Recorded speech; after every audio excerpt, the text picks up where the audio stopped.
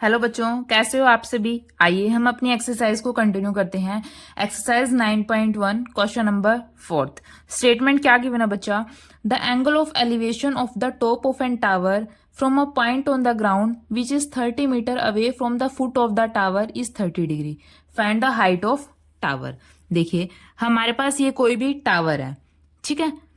इस टावर के फुट से और जो एंगल ऑफ जहां से एंगल ऑफ एलिवेशन बन रहा है इसकी हाइट हमारे पास क्या गिवन है 30 मीटर। और एंगल ऑफ एलिवेशन हमारे पास क्या गिवन है 30 डिग्री, ठीक है।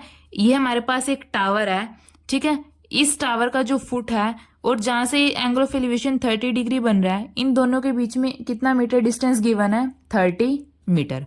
हमने इसकी नेमिंग कर ली ए बी सी, ठीक है।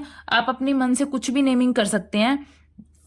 अब देखिए हमें क्या फाइंड आउट करना है, इस टावर की हाइट फाइंड आउट करनी है। एंगल ऑफ एलिवेशन हमारे पास क्या गिवन है 30 डिग्री। एंगल के सामने वाला हमारे पास क्या होता है परपेंडिकुलर। एंगल जिस भी हॉरिजॉन्टल लाइन के साथ बनता है वो हमारे पास क्या होती है बेस। और ये हमारे पास क्या है एंगल ऑफ एलिवेशन जिसके साथ बन रहा है लाइन ऑफ साइट। अब देखिए हमें इस टावर की हाइट फाइंड आउट करनी है। परपेंडिकुलर और बेस के बीच में क्या रिलेशन होता है, परपेंडिकुलर अपॉन बेस हमारे पास क्या होता है टेंजेंट थीटा होता है। देखिए in triangle A B C perpendicular upon base हमारे पास क्या होता है tangent theta is equal to perpendicular upon base. अब हाइट ऑफ टावर हमारे पास क्या है ए बी जो हमें फाइंड आउट करनी है। थीटा हमारे पास क्या है 30 degree, tangent 30 degree is equal to perpendicular. Perpendicular हमारे पास क्या है A B upon base. Base हमारे पास क्या है बी सी। टेंजेंट 30 की वैल्यू हमारे पास क्या होती है 1/√3। 1/√3 is equal to A B height of tower हमें ये निकालनी है A B upon B C हमारे पास क्या गिवन है 30 मीटर। अब हम ए बी आसानी से फाइंड आउट कर सकते हैं। ए बी क्या हो जाएगा 30 ऊपर चला जाएगा 30/√3। आप यहाँ पे भी इस क्वेश्चन को छोड़ सकते हैं, यहाँ तक भी ठीक है। लेकिन अगर हमें आंसर मैच करना है तो देखिए 30 को हम ब्रेक कर सकते हैं 10 इंटू में 3, क्योंकि 10 इंटू में 3 30/√3। 3 को ब्रेक कर लेंगे √3 इंटू में √3। तो ए बी हमारे पास क्या आ जाएगा 10 इंटू में √3 इंटू में √3 अपॉन √3। √3 से √3 कैंसिल, तो ए बी क्या आ जाएगा हाइट ऑफ टावर हमारे पास 10√3 मीटर, ठीक है बच्चों। अब देखिए फिफ्थ पार्ट देखिए बच्चा क्या गिवन है statement. A kite is flying at a height of 60 metre from the ground.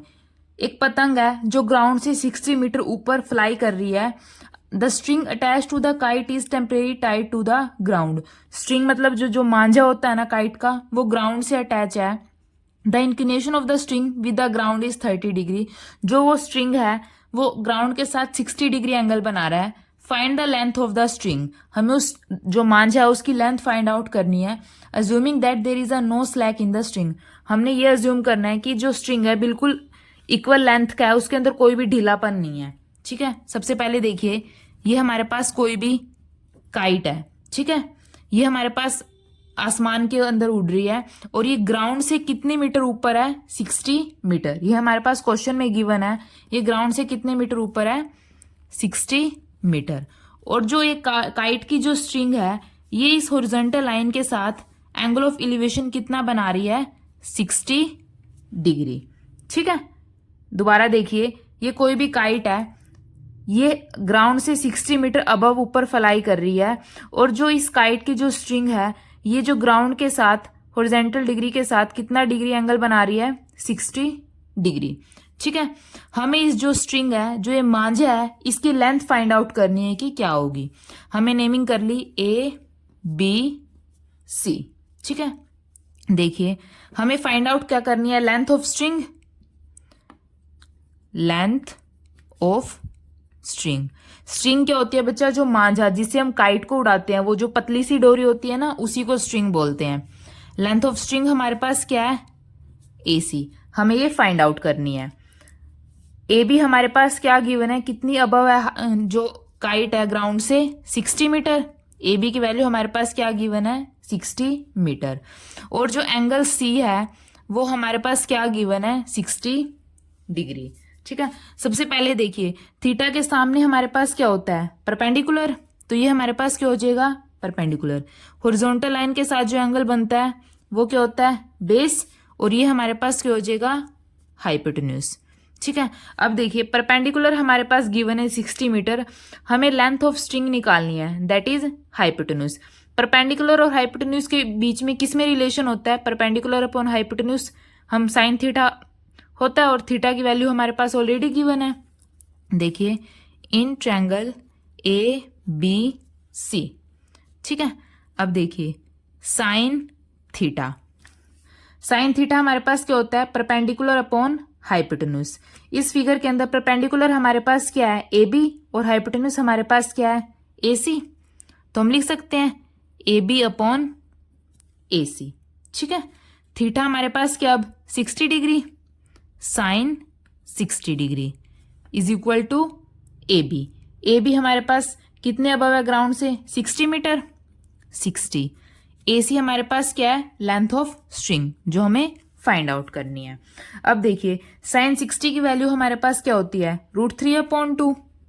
√3/2 is equal to 60/AC। हमें क्या चाहिए? AC। तो AC को उस तरफ लेके चले जाएंगे, 2 इस तरफ, 60 के साथ मल्टीप्लाई अपॉन √3 इसके डिवाइड में। तो AC की वैल्यू क्या हो जाएगी? 60 इंटू में 2/√3।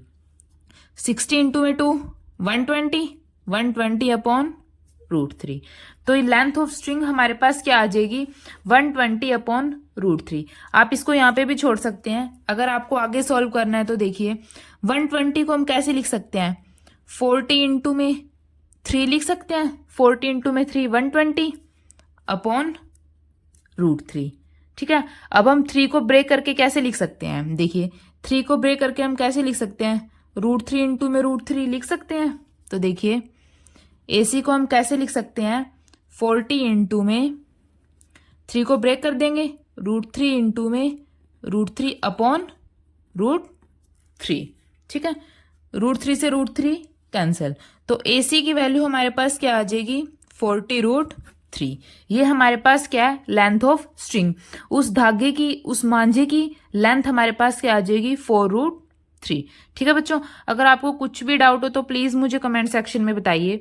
अगर वीडियो अच्छी लगी तो प्लीज़ इसको लाइक कीजिए और निहान क्लासेस को सब्सक्राइब कीजिए। Thank you.